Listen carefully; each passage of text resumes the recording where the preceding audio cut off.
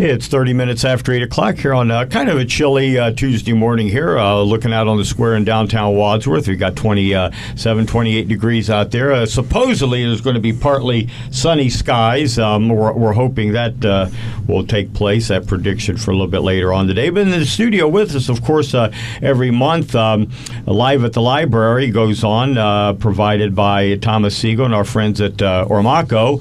And January is here, and we're getting ready to go. We welcome in the studio with us this morning Bob Sammon, who will be playing live at the library at 2 o'clock, starting off in January. Good morning. Good morning. How you doing? I'm well. Thank you for having me in. Well, welcome down. Welcome. Thanks for coming down this morning. We appreciate that. I know you had a little bit of a drive this morning, but not bad.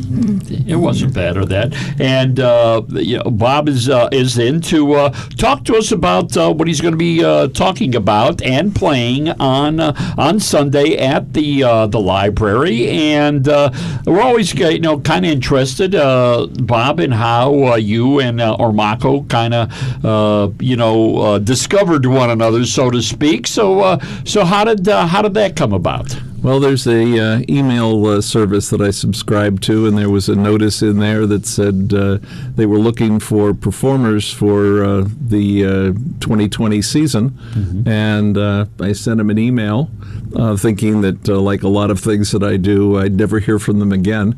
And within 20 minutes, I got a email back saying, "You're exactly what we're looking for." So we got signed up, and we decided that, or they decided rather, that I'd kick off the 2020 season here at the library. We usually try. We either have people on the phone or here in the studio, and there's a lot of people out that. They're used to listening on their phones to music and things like that. There is just something about a live performance. Especially when you are in some of the smaller venues. It's one thing to be at the Gund or whatever it's called this week, for a live performance where you are aisles and aisles away. It's another thing with a lot of the local performances here through Ormaco, the library, and things like that, when you are 3 feet away, and you can listen to the music, but you can watch the music, and if seriously, anybody that's listening, if you've never been to one of these local performances, and come I encourage you, and I'm using the term, come watch the music. You'll listen to it, but come watch the music, because you hear a lot more when you watch it. Well, we had the premier music venue for acoustic music up in Cleveland up until about 3 years ago was the Barking Spider. And they had a bumper sticker that read, "Live music is better." And it really is. When I'm not out playing music, I'm out listening to music. I go to open mics. I go to other folks' shows. There's just a magic that goes with that. And I think listening is getting to be a lost art. I've been to too many shows these days where people come and talk through the show. I never get that, but I'm looking forward to the library thing being a very different venue. So. And in a lot of whether it's I'm not sure that I've gone to any other than maybe a couple when I was in college. A lot of the, whether it's a rock show or something like that. And again, this isn't a criticism because it's an entertainment venue, but a lot of the music is lost in a lot of the pyrotechnics or the visual aspects. For me, that's a personal thing. But there's 50 and 60,000 other people that disagree with me at those events, and it's not that I don't like them, but to me, I'd rather back off on that and play a couple extra songs, kind of a thing, because that's what I'm there for, right? And that's what I appreciate. And there's a couple people that can get away with that. I think Mannheim Steamroller can get away with that because they come in with their 27 trucks and they've got, but their performance, all that adds to their music. It's not instead of, it adds to it. Right. And that's what I think you can get a lot out of, a lot of the live performances. So, Bob, how would you describe the music that you play? Well, it's influenced by the folk scare of the 60s when that stuff almost caught on. It's acoustic, it's Americana, it's folk. It's the term has changed, but it's basically singer-songwriter, guitar and vocal. Any influences from... Definitely. And who would they be? Well, you have to start with somebody like Gordon Lightfoot, who is a master songwriter and still going at someplace in his 80s. I'm going to be seeing him in March. My kids are taking me to a concert. From a commercial standpoint, people like Peter, Paul, and Mary and the Kingston Trio. From a humor standpoint, Tommy and Dickie Smothers. And then we get into, of course, Dylan, the unknowns like Patrick Skye, one of my very favorite singer-songwriters. And then we've got new people like Jeff Black and Greg Brown. My favorite Canadian folk singer right now is a guy by the name of David Francie, who will be coming to town in April. And I've been fortunate. I was asked to open for his show. Wow. So there are a lot of folks that have influenced the kind of music and the way I write.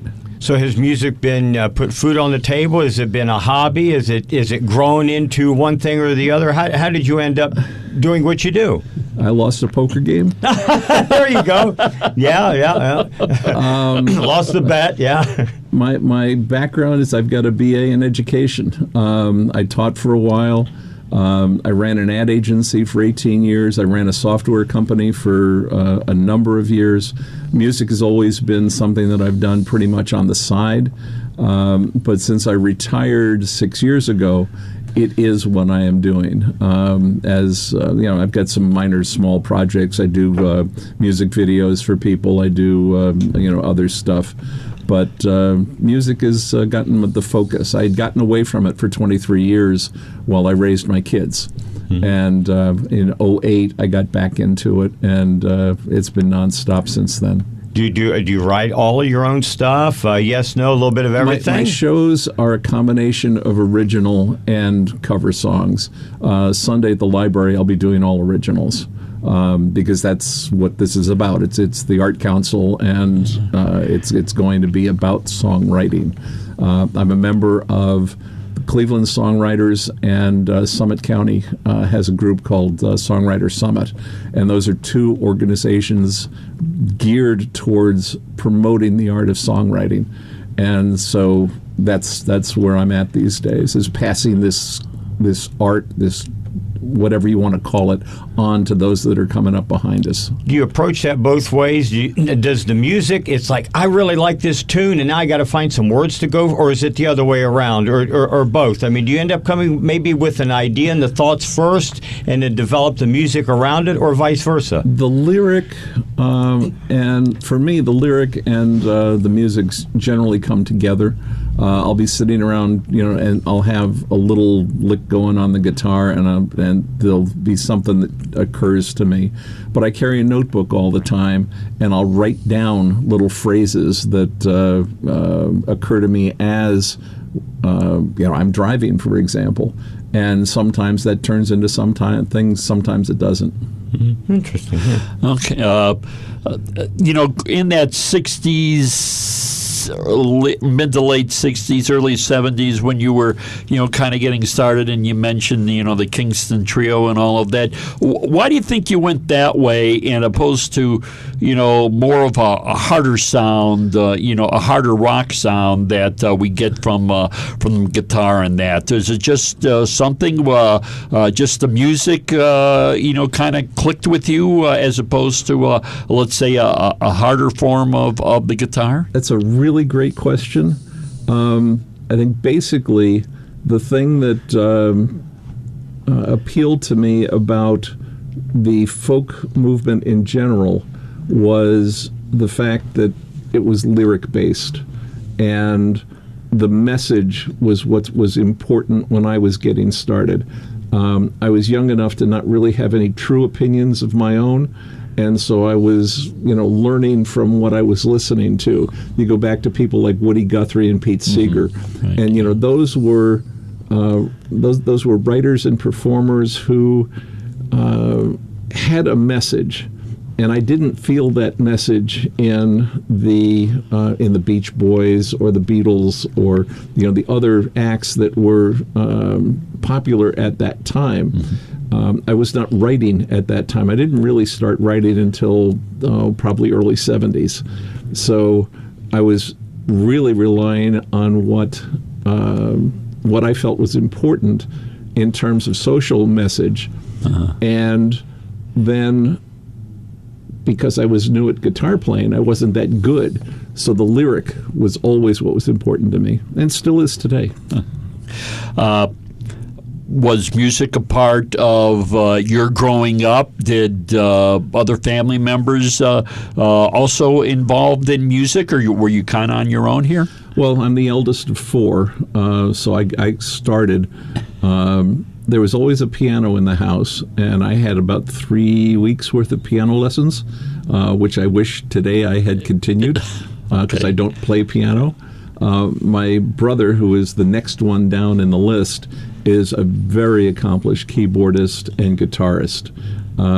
So yeah, we had music in the house. Yeah, that's always good. Bob, if we can, let's.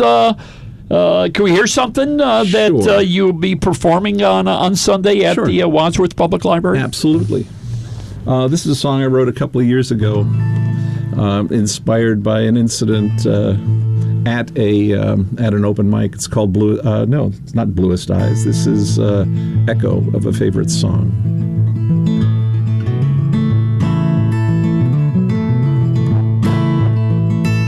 Well, she's an echo of a favorite song, a tune you can't stop singing, melody that haunts your soul, chord that keeps on ringing.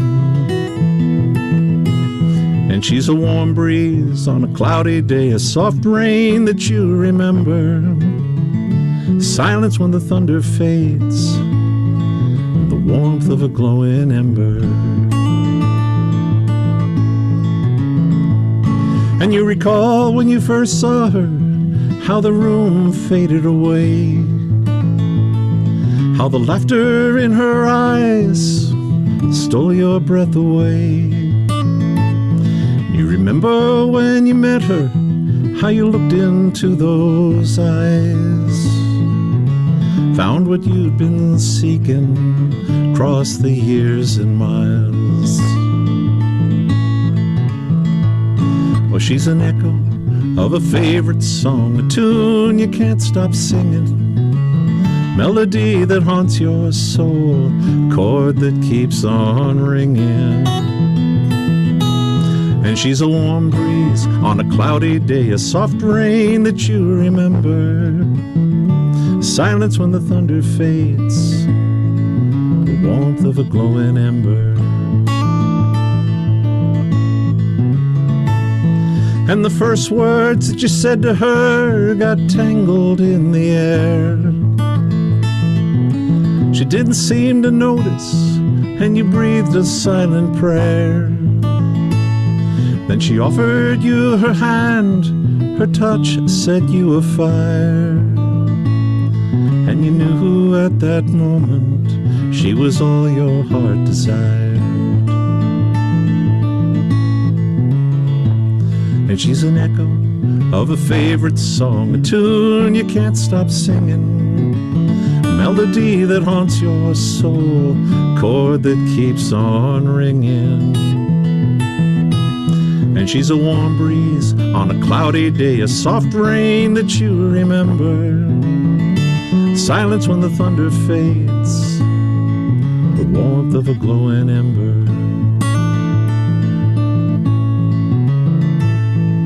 And some things are not meant to be, they're not written in the stars. A fleeting touch of madness becomes the battle scar. Now she's just a memory of what could not have been. So you listen for her music and you let the warmth creep in. She's an echo of a favorite song, a tune you can't stop singing, melody that haunts your soul, chord that keeps on ringing. And she's a warm breeze on a cloudy day, a soft rain that you remember, silence when the thunder fades, the warmth of a glowing ember. Silence when the thunder fades, and the glow of a dying ember.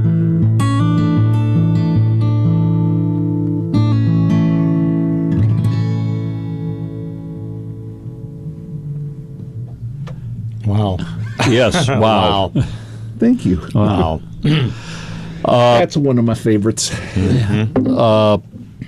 I'm going to steal one of Tom's questions. He normally Sure. asks that, but I'm going to ask it this time. Bob, when do you know when a song is completed for you?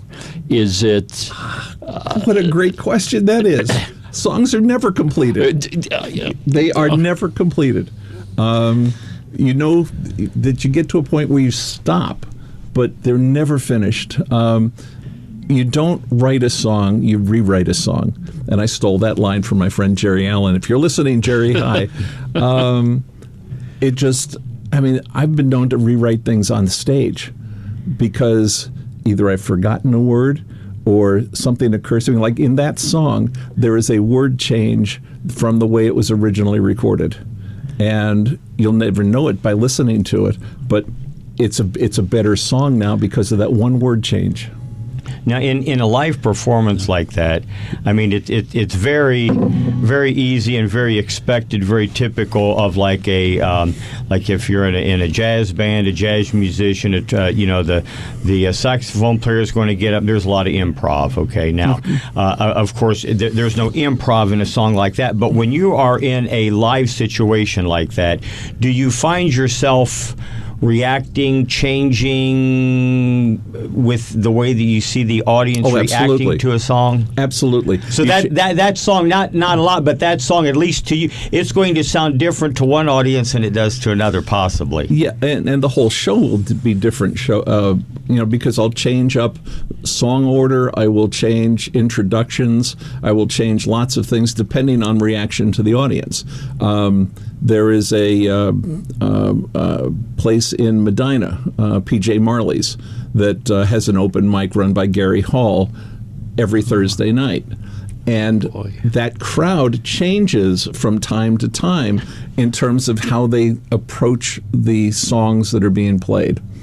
And I will go in there with a set list, but I may not be on stage doing those same songs depending on what kind of a reaction. So yeah, there is that kind of improvisation that is necessary as part of the performance. And I would have to think that someone like you that writes, if someone went in and did strictly cover music, you can, but you can't react quite that way to an audience. Whereas when you write your own music and you know the feelings and everything that went into that, you can really change that show up to really coerce with the audience more. So I would think when it's your own songs. Well, I think that's probably a good general rule.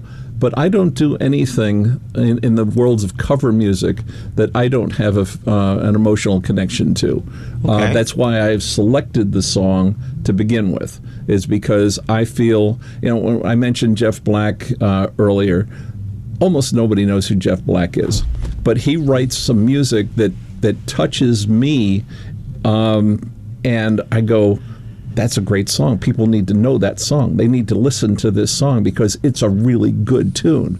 And so I have that connection to the music, and if I can make that connection to the audience, then that's a great example. Stan Rogers, Canadian folk singer, has a song called White Squall, and it's about this young kid on an oar boat in Great Lakes who gets washed overboard. And I did that in an open mic one night. And when I got off stage, I was walking through the crowd to the bar, and this guy grabs me. And he goes, "Never do that to me again." And I go, "What did I do?" And the guy says, I have spent my life working on the lakes, and that song made me cry. And that's the kind of connection that I look for in an audience. I could have a room full of people, and if I just connect to one person with one song, whether it's mine or somebody else's, that's what the performance is about. Wow. Yeah. When you look on Bob's website, you will notice that this man is very busy. He is, I mean, really very busy with that. And I noticed, and want Bob to be able to relate the story about there's a church in Westlake that he plays at a lot, and I found it was an open mic night. And I didn't realize that churches did this either in the past or that. Can you kind of talk about what you do there, Bob? Well, this open mic is just anybody who shows up can play. They get 3 songs, and starts about 6:30, wraps up around 9 o'clock. And it's a wide variety of talent. You've got people like Jerry Allen I mentioned, my friend Ken Mooney-Art. We show up on a regular basis, and then there's a whole bunch of other people that come and go. Newcomers, folks that have been at this for a while. So it's just a kind of a fun place to get together and play. Great sound system, good lighting, and some of the best snacks you're going to get everywhere. There you go. Yeah. So this is Prince of Peace Church, Prince of Peace Church in Westlake. What is it? And you've mentioned open mic nights a lot here, and and he also knows about our friends down the street here at Sonnets and Substation. In Substation, correct. What is it that you find at open mic nights for a performer like you who have been doing this for so long? In that, what do you get out of it? Are you able to learn some things from maybe individuals who aren't that polished in the business? I have a song that's called Bluest Eyes that's all about open mics, and the chorus talks about what the open mic means to performers, and it's a place to try out new material. It's a place where you can try and get a gig. Some places hire out of their open mic nights. Yes, you can always learn something, because one of the things that I try to impress on particularly the younger players is, by the time you get on stage, you'd better be in tune, because I don't want to hear you tuning while you're on stage. So we can give lessons, we can learn. There's a song that I learned because of an open mic that I fell in love with the first time I heard it, and I added it to my act. So yes, there's always something to experience and learn. I love open mics for that reason. And there are some bad ones out there, but even the bad ones are opportunities to learn. But Bob, we won't put the air back in your tires until you sing another song here. We promise we'll reinflate your tires, but only if you do another song for us. Well, it doesn't matter. I'm driving a rental today. Oh, okay. Just call them up and there you go. Yeah. All right. Yeah, back in October, I had 2 accidents 4 days apart. Oh, I was hit by a truck and then tail-ended. Oh, and, brother, that was fun. Hard on the equipment there. Yeah. All right. This one satisfies my contractual agreement that every time that I play out, I have to do a song that either has to do with railroads or equates love to gambling. And this song has nothing to do with railroads. Oh, okay.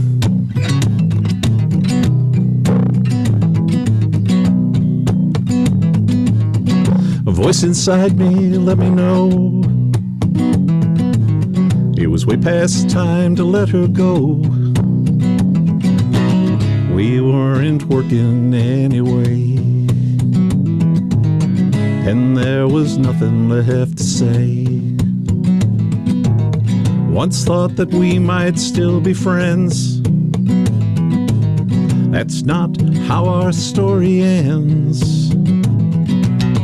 Her words still tear at my heart. I know we're better off apart. Heads you win, hearts you lose. You cut the cards, don't get to choose. Heads you win, hearts you lose. I guess I knew it going in. The deck was stacked, no way I'd win. And she was holding all the cards, and I just ignored the odds. You know, I knew it from the start. I took a gamble on her heart, and she was holding all the cards, and I just ignored the odds. Heads you win, hearts you lose. You cut the cards, don't get to choose. Heads you win, hearts you lose.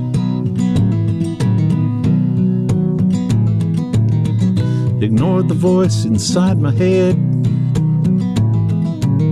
I listened to my heart instead. You know that was my mistake, and I found out way too late. You know, I must have missed the sign. It was there all the time, telling me I should beware, telling me she didn't care. Heads you win, hearts you lose. You cut the cards, don't get to choose. Heads you win, hearts you lose. Heads you win, hearts you lose.